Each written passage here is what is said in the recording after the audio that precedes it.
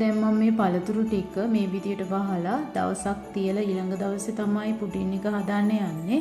ඔයාලට පුළුවන් පැය 8ක් 10ක් වුණත් තියලා මේක හදා ගන්න. ඒ වගේම වෙඩින් කේක් හදද්දි වගේ සතියක් වුණත් මේ පළතුරු ටික තියලා ඔයාලට හදා ගන්න පුළුවන් මේ පුඩින් එක. මුලින්ම ඔයාලා පුඩින් එක හදන වාජනේ මේ විදියට හොඳට ඝනට බටර් ගාගෙන ලෑස්ති කරගෙන තියාගන්න. ඊළඟට මම මෙතන බෝල් එකකට බටර් එකතු කරගෙන තියෙනවා. ඊට පස්සේ මම මේකට කුඩු කරගත්ත සීනි එකතු කරනවා. මම මෙතන අරන් තියෙන්නේ දුඹුරු සීනි. ඔයාලට සුදු සීනි උනත් ගන්න පුළුවන්. දුඹුරු සීනි ගන්න එක වඩා හොඳයි. ඉතින් මේ විදිහට බෝල් එකකට දාගෙන අපි මේක ක්‍රීම් එකක් වෙන්න බීට් කරගමු. මෙතනදී ඔයාලා කාමර උෂ්ණත්වයේ තියෙන බටර් තමයි ගන්න ඕනි. අපි ඉස්සෙල්ලා අඩු ස්පීඩ් එකේ මේක බීට් කරගෙන ඊට පස්සේ මධ්‍යම ප්‍රමාණයේ ස්පීඩ් එකේ මේක ක්‍රීම් එකක් වෙන්න බීට් කරගමු.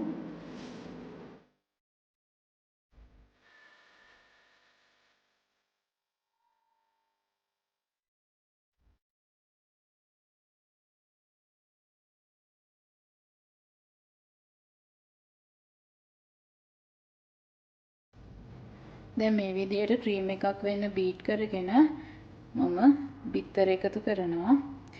ඔයාලා මේ වගේ බිත්තර එකතු කරද්දී වෙනම කඩලා මේ විදිහට එකතු කරන්න. ඊට පස්සේ අපි ආයෙ මේක බීට් කරගමු.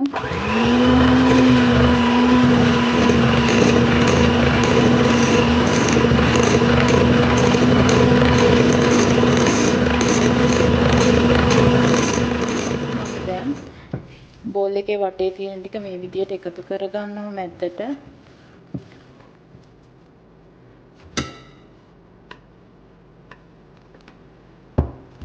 ඊට පස්සේ අනිත් බිත්තරෙත් එකතු කරනවා. ඊට පස්සේ මේක තව විනාඩියක් විතර බීට් කරගමු අපි.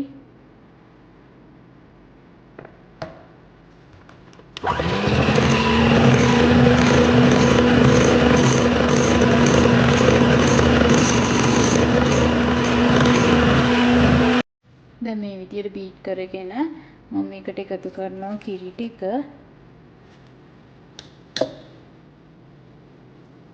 ඊට පස්සේ මම මේ විදිහට ස්පැචුල එකකින් පොඩ්ඩක් මිශ්‍ර කරගෙන හැන්දකින් උනත් පුළුවන් මේකට එකතු කරනවා බ්‍රෙඩ් ක්‍රම් ටික.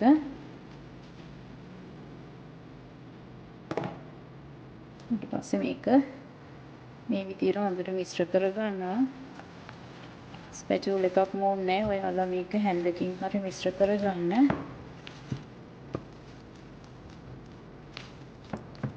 ඊළඟට පාන් පිටි ටික ටික එකතු කරලා මිශ්‍ර කරගන්න.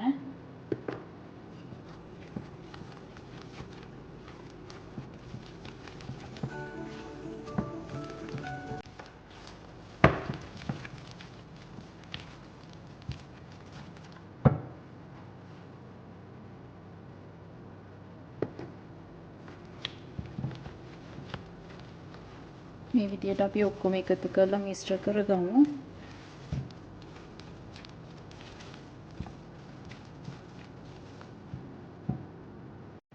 මේ තියෙන්නේ මේ විදිහට හොඳට මිශ්‍ර කරගෙන මේක ඔයාලට අතින් උනත් මිශ්‍ර කරගන්න පුළුවන්.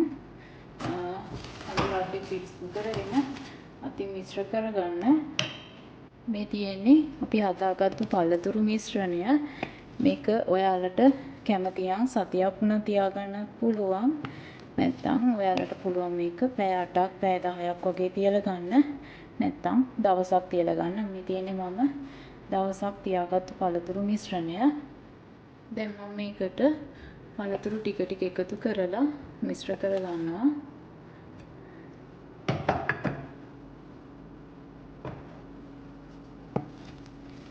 මේ විදිහට හොඳට මිශ්‍ර වෙන්න ඔයාලා මේක මිශ්‍ර කරගන්න. අපි මේ විදිහට පළතුරු ටික ඔක්කොම එකතු කරලා මිශ්‍ර කරගමු. මේ තියෙන මේ විදිහට හොඳින් මිශ්‍ර කරගත්තාම ඉතින් ඔයාලට මේක හැන්දකින් මිශ්‍ර කරගන්න අමාරුයි නම් ඔයාලට පුළුවන් පිරිසිදු කරගෙන අත් හොඳට මේක අතින් පළතුරු ටික එකතු කරලා මිශ්‍ර කරගන්න. දැන් අපි මේක පුඩින් භාජනයට දාගමු.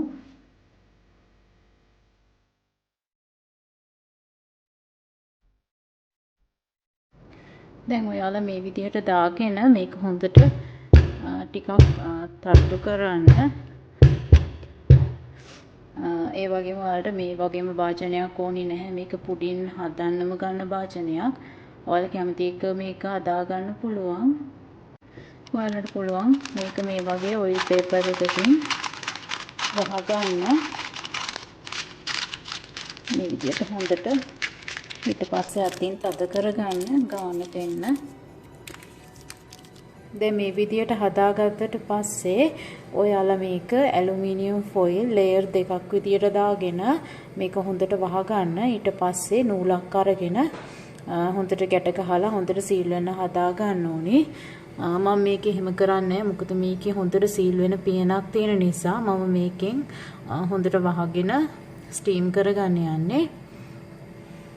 ඔයාලා මේක සාමාන්‍ය ස්ටීම් කරන විදිහට පැය 4ක් වගේ ස්ටීම් කරගන්න ඕනි. මේක ඔයාලට කැමති නම් පැය 5ක් උනත් ස්ටීම් කරගන්න පුළුවන්. පැය 5ක් 6ක් ස්ටීම් කරගත්තම හොඳ පාටක් එනවා. ඉතින් අපි බලමු කොහොමද ස්ටීම් කරගන්නේ කියලා. මේක ඔයාලට පුළුවන් සාමාන්‍ය විදියට ස්ටීම් කරගන්න. නැත්නම් ඔයාලට පුළුවන් මේ පුඩින් භාජනය තියලා පියන වහන්න පුළුවන් ලොකු පොට් එකක් අරගෙන ඒ පොට් එකට මොකක් හරි රැක් එකක් තියලා මේ පුඩින් භාජනය ඒක උඩින් තියාගන්න. ඊට පස්සේ ඔයාලා මේකේ පුඩින් භාජනයේ භාගයක් විතර වෙනකන් උණු වතුර එකතු කරන්න. ඊට පස්සේ පියනෙන් වහලා මේක පැය 4ක් 5ක් ස්ටීම් කරගන්න. මුලින් වගේම වතුර අඩු වෙනකොට වතුර එකතු කරමින් මේක පැය 4ක් 5ක් ඔයාලා ස්ටීම් කරගන්න. පොට් එකට උතුරන වතුර එකතු කරලා අපි උඩින් ස්ටීමර් එක තියාගමු. දැන් මම මේක පැය 4ක් 5ක් ස්ටීම් කරගන්නවා. මේ තියෙන්නේ මේ විදිහට පැය 4ක් ස්ටීම් කරගත්ත පුඩින් එක අපි එළියට අරගෙන බලමු.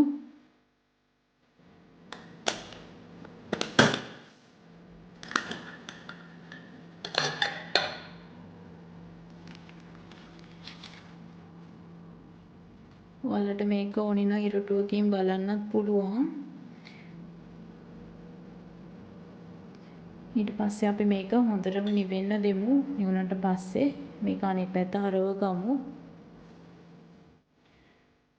ඉතින් මේ විදියට හදාගන්න පුඩිම ඔයාලට පුළුවන් ක්‍රිස්මස් එකට කලින් මේ විදියට හදලා මාස 3-4ක් වුණත් තියාගන්න. ඉතින් එහෙම කරනවා නම් ඔයාලට පුළුවන් මේ පුඩින් එක ඒ භාජනයටම දාලා ඊට පස්සේ මේක හොඳට ආවරණය කරලා තියන්න. ඒ වගේම කැමති නම් ඔයාලට පුළුවන් මේකට බ්‍රැන්ඩි ටිකක් එකතු කරන්නත්.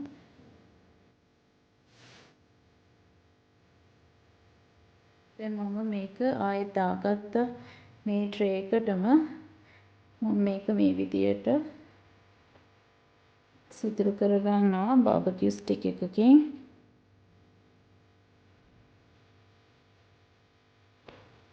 මේක සතියක් විතර තියන්න යන්නේ. ඔයාලට කැමති නම් තියලා කැමරට ගන්නත් පුළුවන්. ඊළඟට මම මේකට බ්‍රැන්ඩි එකතු කරනවා. මේක ඔයාලා කැමති නම් විතරක් එකතු කරගන්න. ඊට පස්සේ මම මේක වහලා තියා ගන්නවා ටික දවසක්.